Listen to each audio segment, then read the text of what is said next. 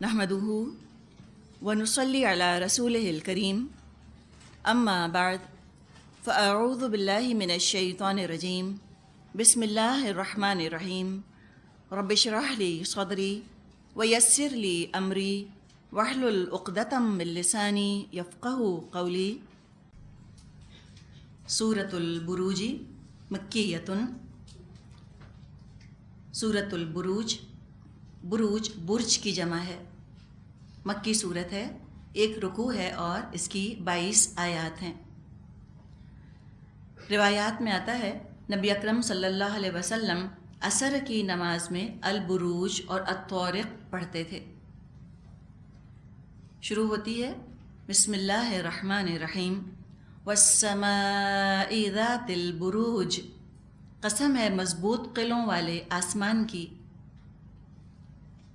بروج برج کی جمع ہے، مادہ با را جیم ہے۔ برجا اور برز کے معنی ملتے جلتے ہیں، مطلب ہے نمایاں ہونا۔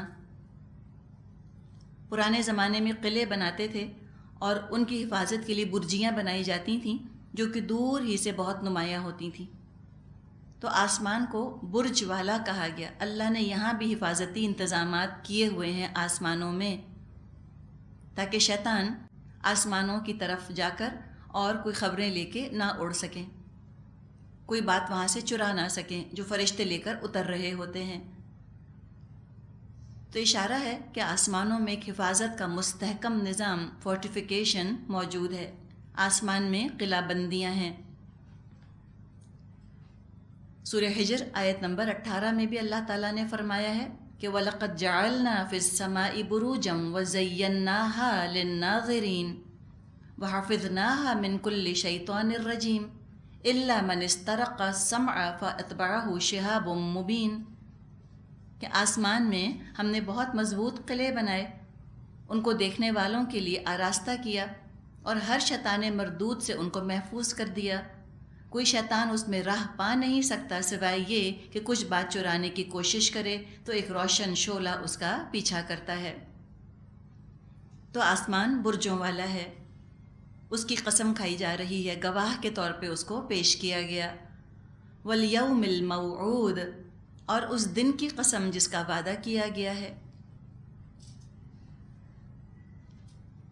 وشاہد ومشہود، اور شاہد کی اور مشہود کی قسم۔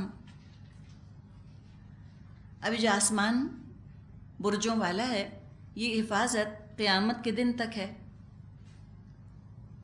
وعدے کا دن قیامت کا دن ہے، والیوم الموعود، وعدہ کیا ہوا دن وہ تو آ جائے گا، بس وہیں تک اس کی حفاظت ہوگی۔ تو یوم الموعود کے بارے میں تو کوئی اختلاف نہیں کہ اس سے کیا مراد ہے، سب متفق ہیں اس بات پر کہ اس سے مراد قیامت کا دن ہے۔ البتہ شاہد اور مشہود کے بارے میں کئی اقوال ہمیں ملتے ہیں۔ ایک ضعیف حدیث ہے جس میں شاہد جمعے کے دن کو کہا گیا ہے اور مشہود یوم عرفہ کو کہا گیا ہے۔ شاہد یعنی حاضر، یہ دن آتا ہے جمعے کا دن، جبکہ عرفہ کے دن لوگ چل کر وہاں جاتے ہیں ایک خاص جگہ۔ اگر الیوم الموعود سے قیامت کا دن لیں، شاہد سے ہم جمعے کا دن لیں اور مشہود سے عرفہ کا دن لیں، ایک مناسبت قائم ہو جاتی ہے کہ تینوں قسمیں دنوں کے بارے میں کھائی گئی ہیں۔ کچھ اور اقوال بھی ہیں شاہد اور مشہود کے بارے میں۔ ایک قول یہ ہے کہ شاہد سے مراد انبیاء ہیں، وہ گواہ ہوں گے، اور امتیں مشہود ہیں، یعنی امتوں کے بارے میں انبیاء گواہی دیں گے۔ ایک اور قول یہ ہے کہ شاہد سے مراد کائنات ہے اور اللہ مشہود ہے، ساری کائنات اللہ کے وجود پر گواہی دے رہی ہے۔ ایک اور قول ہے کہ انسان کے اعضاء شاہد ہیں اور اعمال پر وہ گواہی دے رہے ہیں، اعمال مشہود ہیں۔ ایک اور قول ہے کہ آگ میں ڈالنے والے شاہد ہیں اور مومن مشہود ہیں، آگ میں ڈال رہے ہیں مومنوں کو اور مومنوں کو دیکھ رہے ہیں۔ اب جو آخری مطلب ہم نے لیا اس کا تعلق اگلی آیات سے ہے۔ فرمایا قتل اصحاب الاخدود النار ذات الوقود اذ هم علیہا قعود وهم علی ما یفعلون بالمؤمنین شہود۔ مارے گئے گڑھے والے، اس گڑھے والے جس میں خوب بھڑکتے ہوئے ایندھن کی آگ تھی، جب وہ اس گڑھے کے کنارے پر بیٹھے ہوئے تھے اور جو کچھ وہ ایمان لانے والوں کے ساتھ کر رہے تھے اسے دیکھ رہے تھے۔ قتل اصحاب الاخدود بد دعا کا کلمہ ہے، پھٹکار کا کلمہ۔ مارے گئے، ہلاک ہو گئے خندقوں والے۔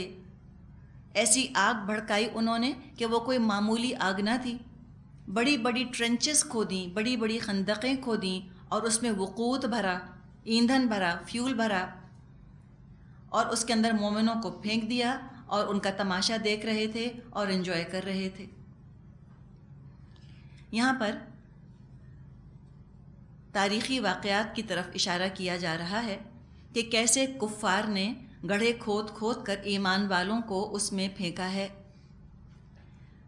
تاریخ کا اگر مشاہدہ کیا جائے تو یہ بات سامنے آتی ہے کہ گڑھوں میں آگ جلا کر ایمان والوں کو پھینکنے کے متعدد واقعات پیش آئے، مور دین ون سی واقعات پیش آئے ہیں، جس سے معلوم ہوتا ہے کہ دنیا میں کئی مرتبہ اس طرح کے مظالم کیے گئے۔ ان میں سے ایک واقعہ صہیب رومی رضی اللہ عنہ نے نبی اکرم صلی اللہ علیہ وسلم سے روایت کیا ہے کہ ایک بادشاہ کے پاس ایک ساحر تھا۔ ساحر سمجھتے ہیں؟ میجیشن، جادوگر۔ اس نے اپنے بڑھاپے میں بادشاہ سے کہا کہ کوئی لڑکا ایسا معمور کر دو جو مجھ سے یہ سحر سیکھ لے، یعنی ایک اپرینٹس دے دو مجھ کو جو مجھ سے یہ سب کچھ سیکھ لے۔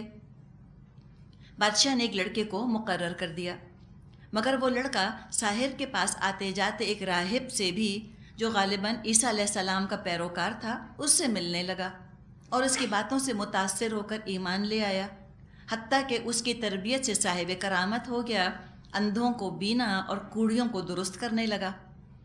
بادشاہ کو جب یہ معلوم ہوا کہ یہ لڑکا توحید پر ایمان لے آیا ہے تو سب سے پہلے راہب کو قتل کیا، پھر اس لڑکے کو قتل کرنا چاہا، مگر کوئی ہتھیار، کوئی حربہ اس پر کارگر نہ ہوا۔ آخر کار لڑکے نے کہا اگر تو مجھے قتل کرنا چاہتا ہے تو مجمع عام میں بسم رب الغلام، اس لڑکے کے رب کے نام پر کہہ کر مجھ کو تیر مار تو میں مر جاؤں گا۔ چنانچہ بادشاہ نے ایسا ہی کیا، لڑکا مر گیا۔ اس پر لوگ پکار اٹھے، ہم اس لڑکے کے رب پر ایمان لے آئے۔ اب ظاہر ہے ایک توحید کی دلیل ہے جو کہ مل گئی، بسم رب الغلام جب کہا، اللہ کے نام سے کام کیا، وہ کام ہو گیا۔ تو کیا ہوا؟ سارے لوگ ایمان لے آئے۔ بادشاہ کے ساتھیوں نے اس سے کہا یہ تو وہی کچھ ہو گیا جس سے آپ بچنا چاہتے تھے، لوگ آپ کے دین کو چھوڑ کر اس لڑکے کے دین کو مان گئے ہیں۔ بادشاہ یہ حالت دیکھ کر غصے میں بھر گیا، اس نے سڑکوں کے کنارے گڑھے کھدوائے، ان میں آگ بھروائی اور جس نے ایمان سے پھرنا قبول نہ کیا اس کو آگ میں پھینکوا دیا۔ یہ احمد، مسلم، نسائی، ترمذی وغیرہ میں حدیث موجود ہے۔ اور بھی کئی واقعات ہیں جو کہ اس سے ملتے جلتے ہیں۔ بہرحال ایک خاص واقعے کی طرف اشارہ ہو یا ان تمام واقعات کی طرف اشارہ ہو، دونوں ہی باتیں ہو سکتی ہیں۔ اور ان کو آگ میں ڈال رہے تھے اور دیکھ رہے تھے تماشا ان کا کہ کیسے وہ جل رہے ہیں، خوش ہو رہے تھے دیکھ کر۔ اور کس بات پہ وہ ناراض تھے، کس بات پہ انہوں نے ان کو اٹھا کر آگ میں پھینک دیا۔ وَمَا نَقَمُوا مِنْهُمْ إِلَّا أَن يُؤْمِنُوا بِاللَّهِ الْعَزِيزِ الْحَمِيدِ الَّذِي لَهُ مُلْكُ السَّمَاوَاتِ وَالْأَرْضِ وَاللَّهُ عَلَى كُلِّ شَيْءٍ شَهِيدٌ۔ ان اہل ایمان سے ان کی دشمنی اس کے سوا کسی وجہ سے نہ تھی کہ وہ اس اللہ پر ایمان لے آئے تھے جو زبردست اور اپنی ذات میں آپ محمود ہے، جو آسمانوں اور زمین کی سلطنت کا مالک ہے، اور اللہ سب کچھ دیکھ رہا تھا۔ سخت ناراضگی اس بات پر تھی کہ ایک اللہ پر ایمان کیوں رکھتے ہیں، اللہ کے احکامات کو اہمیت کیوں دیتے ہیں، حالانکہ قصور تو ان کا تھا سارا۔ ان کو چاہیے تھا کہ اپنے آپ کو درست کرتے، تو مومنوں پر ناراض ہونے لگ گئے، ان پر خفا ہونے لگ گئے۔ اب جو اللہ کی بات مانے گا اپنے بھلے کے لیے مانے گا، اللہ ان کا محتاج نہیں، اللہ کسی کا محتاج نہیں کہ لوگ اس کی حمد کریں۔ اللہ اپنی ذات میں آپ محمود ہے، اور اللہ خود گواہ ہے، شہید ہے اپنے اوپر، اپنے وجود پر خود اللہ کی گواہی کافی ہے۔ سورج کا نکلنا سورج کی موجودگی کی دلیل ہے، کسی کے ماننے یا نہ ماننے سے فرق نہیں پڑتا۔ اللہ کا وجود ہے، اللہ خود گواہ ہے، کوئی اور گواہی نہیں دیتا تو اللہ کی اہمیت پر، اللہ کے وجود پر اثر نہیں پڑتا۔ تو فرمائے کہ اللہ ہر چیز پر گواہ ہے، العزیز ہے، الحمید ہے۔ ان الذین فتنوا المؤمنین والمؤمنات ثم لم یتوبوا فلہم عذاب جہنم ولہم عذاب الحریق۔ جن لوگوں نے مومن مردوں اور عورتوں پر ظلم و ستم توڑا پھر اسے تائب نہ ہوئے، یقیناً ان کے لیے جہنم کا عذاب ہے اور ان کے لیے جلائے جانے کی سزا ہے۔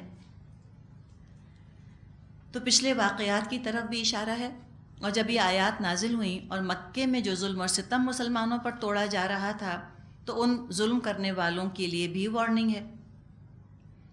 مسلمانوں کو مکے میں جلانے کے لیے بڑی بڑی خندقیں یا بڑے بڑے الاؤ تو نہیں سلگائے جا رہے تھے، لیکن بہرحال خباب بن ارت کو انگاروں پر تو لٹایا، انہوں نے تکلیفیں پہنچائیں، ایذائیں پہنچائیں۔ تو فرمایا یہ تو دنیا میں تھوڑی دیر کے لیے مومنوں سے یہ سلوک کر رہے ہیں، اب بھی باز آ جائیں، توبہ کر لیں تو ان کا پچھلا کیا دھرا اللہ سب معاف کر دے گا۔ اور تاریخ نے یہ بات ثابت کر دی کہ ایمان لانے پر مسلمانوں نے بھی اپنے دشمنوں کو معاف کر دیا، جب ان کے دشمن ایمان لے آئے، کسی سے بدلے کا تقاضا نہ کیا، ہندا کو بھی کچھ نہ کہا گیا۔ اور یہ حقیقت ہے کہ اللہ والے ایسے ہوتے ہیں، خود پر پڑنے والی مشکلات پر صبر کرتے ہیں۔ ان کی دشمنی کفر سے ہوتی ہے، جو ایمان لے آئے اس کے خلاف دل میں کھوٹ کپٹ نہیں رکھتے۔ تو فرمایا کہ یہ فتنے میں ڈال رہے ہیں مومنوں کو اور مومنات کو، اگر انہوں نے توبہ نہ کی تو اللہ کے ہاں ان کے لیے ایسی سزا ہے کہ یہ بس اس کو دیکھیں گے تو سب سمجھ آ جائے گا۔ لا یموت فیہا ولا یحیا، نہ جئیں گے نہ مریں گے۔ اب مسلمانوں کو تسلی دی جا رہی ہے کہ تم گھبراؤ مت، ثابت قدم رہو، کتنا بھی پرسیکیوشن ہو، وربل، فزیکل، جسمانی یا زبانی، تم صبر کرو۔ ان الذین آمنوا وعملوا الصالحات لهم جنات تجری من تحتها الانہار ذلک الفوز الکبیر۔ جو لوگ ایمان لائے اور جنہوں نے نیک عمل کیے، یقیناً ان کے لیے جنت کے باغ ہیں جن کے نیچے نہریں بہتی ہوں گی، اور یہ بڑی کامیابی ہے۔ ایک ایک قربانی ان کی اللہ سنبھال کے رکھ رہا ہے، بھرپور اجر، بھرپور بدلہ دے گا۔ یہ سب تکلیف اپنی بھول جائیں گے۔ جیسے کہ حدیث میں آتا ہے کہ ایک شخص جس نے زندگی مشکلات میں گزاری ہوگی، جنت کی فضا میں ایک ڈبکی دی جائے گی اور پوچھا جائے گا تو نے کوئی تکلیف دیکھی؟ کہے گا اللہ کی قسم میں نے کبھی کوئی تکلیف نہیں دیکھی۔ تو یہ جنت ہے جس کا کہ ان سے وعدہ کیا جا رہا ہے۔ فرمایا بہت بڑی کامیابی ہے۔ سبحانک اللہم و بحمدک نشہد ان لا الہ الا انت نستغفرک و نتوب الیک۔ السلام علیکم ورحمۃ اللہ وبرکاتہ۔ نحمدہ ونصلی علی رسولہ الکریم، اما بعد فاعوذ باللہ من الشیطان الرجیم، بسم اللہ الرحمن الرحیم۔ رب اشرح لی صدری ویسر لی امری واحلل عقدۃ من لسانی یفقہوا قولی۔ سورۃ البروج، آیت نمبر 12 سے ہم شروع کرتے ہیں۔ اللہ کی عظمت، اللہ کی شان اور اس کے قہار اور اس کے جلال کا یہاں پر ذکر ہے۔ فرمایا ان بطش ربک لشدید، در حقیقت تمہارے رب کی پکڑ بہت سخت ہے۔ جن لوگوں نے ظلم کیا ہے، ایسے ایمان والوں کو جنہوں نے آگ کے الاؤ جلا جلا کر ان میں پھینک دیا، تشدد کیا، اتنی سختی کی، اتنا تنگ کیا ایمان والوں کو کہ ان کا ایمان فتنے میں پڑ گیا، اور جو دیکھ رہے ہیں یہ سارا ظلم اور ستم ہوتے ہوئے وہ دین پر چلنے سے گریز کرنے لگ جائیں، ایمان لانا جان جوکھوں کا کام بنا دیا جائے، تو یہ تو بہت بڑے ظالم ہیں، یہ کہاں بھاگ کر جائیں گے؟ اللہ کی پکڑ بہت سخت ہے۔